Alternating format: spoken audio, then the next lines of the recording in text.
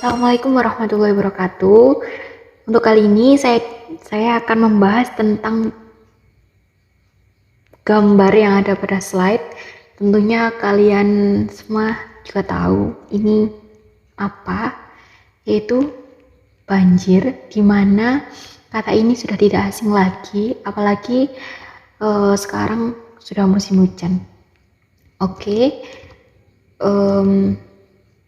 Untuk banjir sendiri yaitu peristiwa yang terjadi ketika aliran air yang berlebihan merendam dataran. Dalam arti air mengalir. Kata ini juga dapat berarti masuknya pasang laut. Untuk banjir sendiri terdapat 4 macam-macam banjir. Yang pertama yaitu ada banjir bandang, yaitu banjir besar datang secara tiba-tiba dengan meluap, menggenangi, mengalir deras, dan menghanyutkan benda-benda yang besar. Banjir ini secara tiba-tiba di daerah oleh permukaan rendah. Karena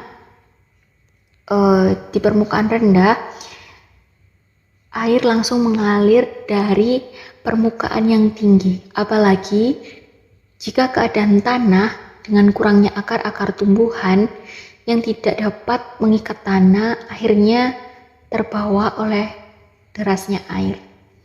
Oke, selanjutnya yaitu ada banjir lumpur, di mana banjir lumpur ialah banjir air yang banyak mengandung lumpur. Bila dilihat dari kenampakannya, banjir lumpur ini seperti sama saja pada umumnya. Namun, jenis banjir ini membahayakan banyak lumpur yang jumlahnya lebih banyak daripada banjir yang lainnya. Jadi, banjir-banjir pada biasanya yaitu berbentuk air, namun untuk kali ini banjirnya itu banjir lumpur, di mana banyak lumpur yang bertaburan di sana sini yang dapat mengakibatkan banyak kerusakan fasilitas-fasilitas seperti gambar yang ada di slide tersebut. Oke, yang selanjutnya yaitu banjir lahar, yaitu banjir dingin, biasanya disebut banjir dingin atau banjir lahar, yaitu banjir yang terjadi akibat meluapnya sungai aliran lahar dingin. Pada gambar tersebut terdapat uapan-uapan bagaimana dinginnya banjir tersebut. Selanjutnya ada banjir air yang biasanya terjadi di daerah-daerah sekitar kita, yaitu banjir air yang terjadi karena meluapnya air sungai, selokan, dan saluran pembuangan air lainnya. Oke, itu tadi pengertian dan apa yang saya ketahui tentang banjir. Ada 4 tadi. Selanjutnya yaitu penyebab banjir. Penyebab banjir dibagi menjadi 2. Yang pertama karena perbuatan manusia, yaitu dengan penggundulan hutan besar-besaran tanpa adanya tebang pilih. Jadi hutan semuanya tumbuhannya ditebang sehingga hutan menjadi gundul. Yang selanjutnya yaitu ada pembuangan sampah sembarangan, di mana masyarakat tidak menyadari akan kebersihan lingkungan, seenaknya saja membuang sampah sembarangan tanpa memikirkan akibatnya. Ada reklamasi lahan, pembangunan bendungan, dan waduk. Lalu ada juga penyebab banjir secara alami, yaitu dengan curahnya hujan yang tinggi.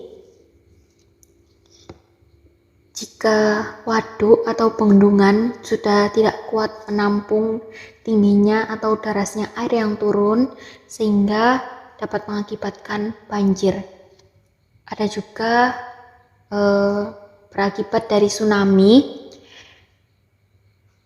tsunami yang berasal dari gelombang air laut jika tembok-tembok di tepi laut tidak bisa menangkal air sehingga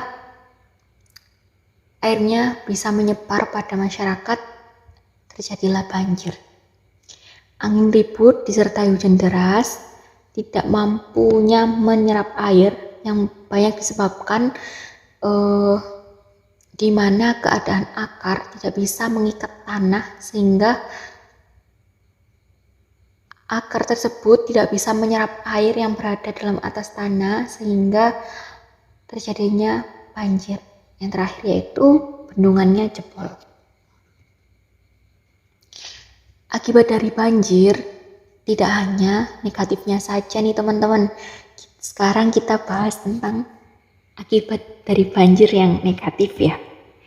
Yang pertama yaitu menyebabkan berbagai penyakit, biasanya itu demam berdarah, gatal-gatal, kehilangan harta benda karena terhanyut oleh aliran air. Ladang pertanian dan tanaman menjadi rusak, banyak memakan korban jiwa yang nggak bisa berenang nih, nanti terhanyut terbawa oleh air banjir. Terus banyaknya sarana prasarana yang menjadi rusak, langsung kurangnya air bersih karena banyak air yang tercemar. Oke, dampak positifnya itu ada air akan terkikis kembali, wilayah yang kering kebutuhan airnya tercukupi, menambah kandungan yang berada di dalam tanah, perkembangan ikan sangat baik di air banjir, penyeimbangan ekosistem air sungai atau air tawar. Cara mencegah banjir ada reboisasi atau penanaman kembali lahan hijau, membuang sampah pada tempatnya, melakukan tebang pilih, membuat saluran air yang baik, rajin membersihkan saluran air, melestarikan hutan, banyak lubang biopori, membuat sumur resapan, menanam pohon di sekitar rumah, sikap akan sadar lingkungan.